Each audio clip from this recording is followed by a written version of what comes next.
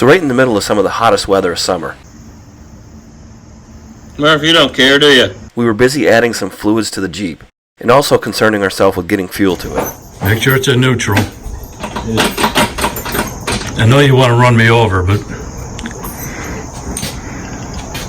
The battery connected? No. Hold on. All right, you hitting the glow plug? Yeah. All right, see what happens.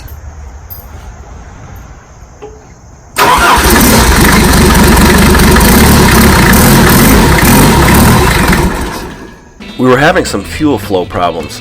We just couldn't keep the engine running long enough to even open the thermostat and check all the lines for leaks and to make sure everything was functioning the way it should.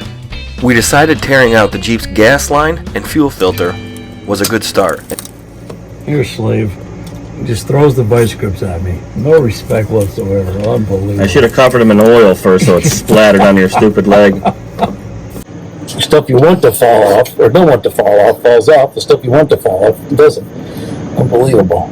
Okay. Oh, you know I enjoy yelling at you, right?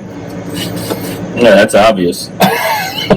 And after we completed the project of getting that all out of there, we replaced it with a very simple 3/8 fuel line.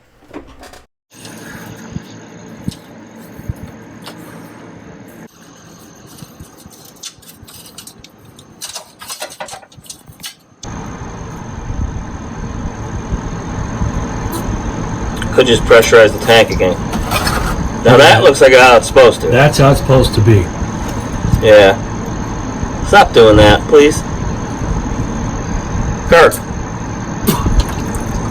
Oh, Okay, so you're weird. now we got fuel.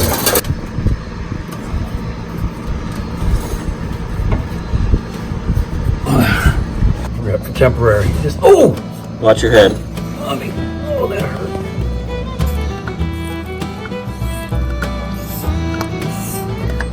And with that, we got the fuel flow that we wanted. The engine has a fuel filter on it, but I will also install a Purelator line filter later on. So we started out with a slightly modified version of the original Mercedes downpipe. We wanted to go full 3-inch, but the clearances between the frame and the starter and some wiring was just too dangerous.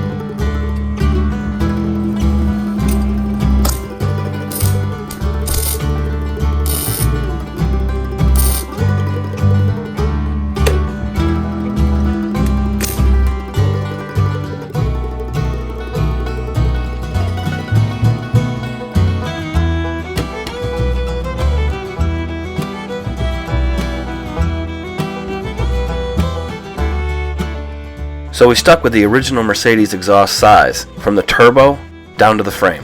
And from the front leaf spring shackle back, we went full 3-inch stainless, clear and open.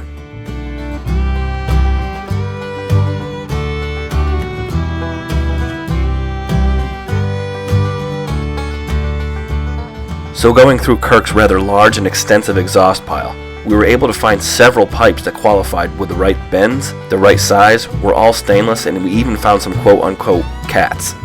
We even got lucky enough to find a few pieces that worked to build an adapter to upsize the exhaust to 3-inch.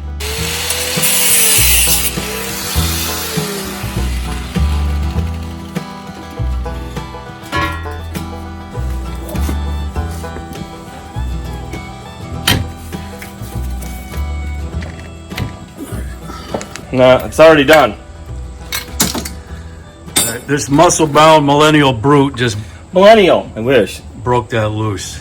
The hairline does not scream millennial, but The hairline does not scream millennial, although I think it's mostly psychological. There you go. Look at those pecs. All right. I'm impressed you broke that loose. So building the exhaust was really pretty straightforward. Once we had the proper pipe picked out, It was just a matter of worming it through the places that needed to run through and lining it up to fit together. And then the bulk of the time in doing it was just welding everything up.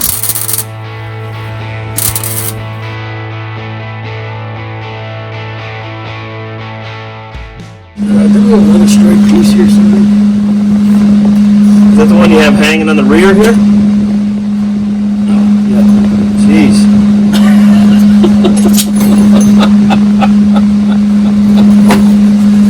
What a drag it is getting home.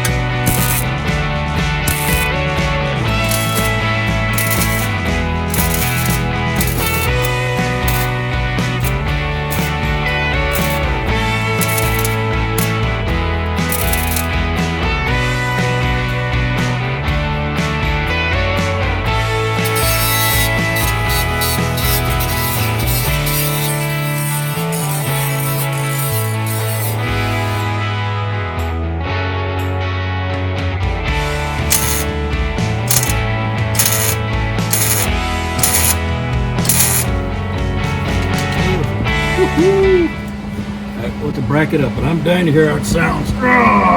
You gotta put a hanger up? Yeah, we will. But I want Well, you love groaning, don't you? Oh, dude. Welder off? Yep, turn the welder off. Ah, shit. Ah! Arr! Roar! So we need one of those rubber things.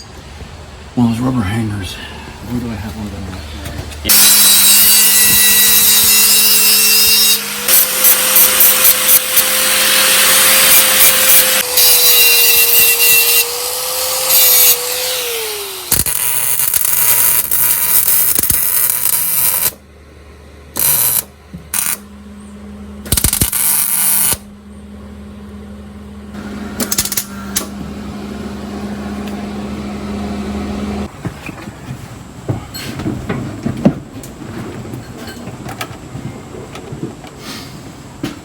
Oh, I gotta hold that hose, that's right. Okay. You just gotta take the hose off. I gotta take the hose off.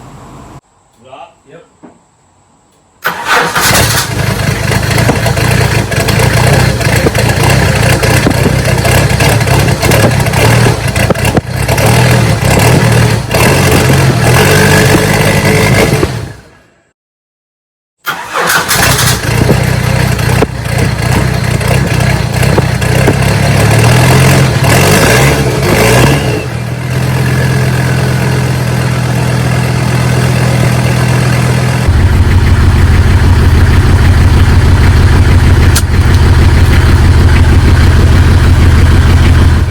That, I mean, how do you want it? I think like that's pretty cool. You I like the way that? that looks, Okay. yeah. All right, good. All right, let me weld it on there. We gotta turn the noisy welder back on. And groan, apparently. I've always liked the look of a big exhaust pipe sticking out the back of like a Cummins diesel pickup, and we ended up going for the same look with the Jeep. And although some may bemoan the amount of work that we put into this exhaust, I think it a far better option than just adapting the stupid stock exhaust in all aspects, sound, function, and looks. After starting it up and letting it run a while, we checked and rechecked for leaks and found none. So after the tip was welded on, that was the end of the exhaust and it was built. But once the by-the-way machine starts building, it's very hard to get them to stop. We consider just add another piece on. We did add another piece and it looked great. You just, I mean, we checked, we started it up and tested. Yeah, we don't need to do that. That's double stupid. Triple stupid. Thing of clamps. And a picture of my bag of hoses. Thank God we have that. This is a real bag of hose right here. This is what you call a bag of hose. Bag of hose right here. You'd be lost without the bag of hose. So while Kirk is still in full build mode, we decided to go ahead and finish the air cleaner. Now you may remember it from earlier videos. We had it mocked up but never quite right. So after I pitched the idea to Kirk, he really liked the simplicity of it. Now I may clean it up later, or paint it, or something, but for now, it cleans air and does what it's supposed to do. That's just 2 3/4 radiator hose, huh? 2 1/4 on the inside.